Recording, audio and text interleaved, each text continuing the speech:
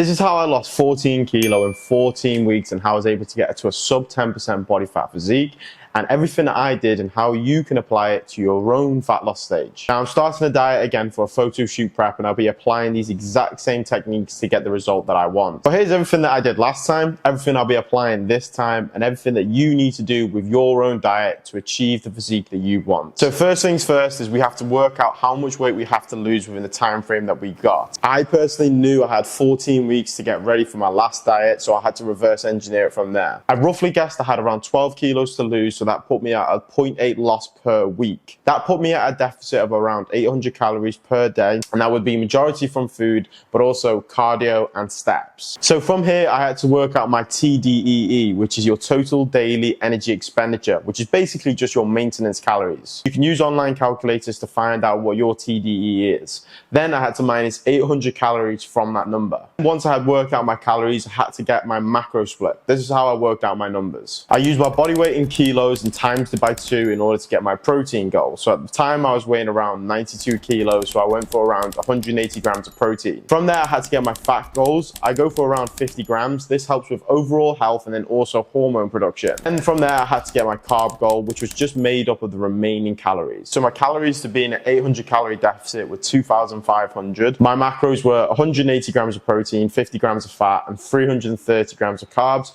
with 25 grams of fiber. This gave me my starting calories, but as the diet goes on and your body adapts, you will need to reduce the amount of calories you're on or increase your expenditure. I then set a baseline of cardio and steps to keep up with throughout the diet. How you approach this is just depending on your situation. I personally prefer to keep my steps up really high, so I don't have to do any cardio. I was aiming for around 12,000 steps per day.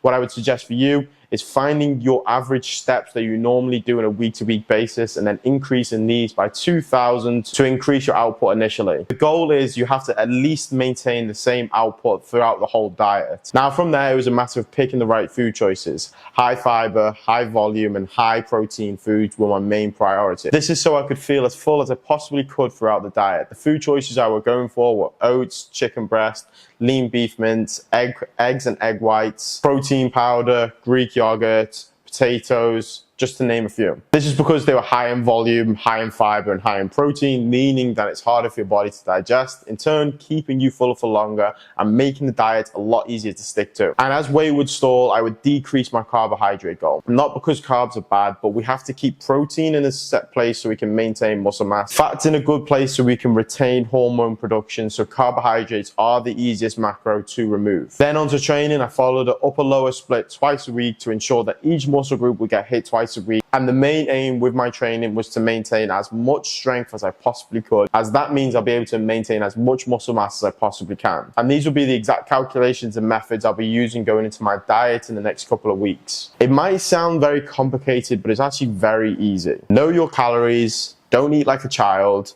make sure you train hard and hit everything at least twice a week, and stick to your word. The hardest part that people find with dieting is actually following through, because on paper, it's actually relatively simple.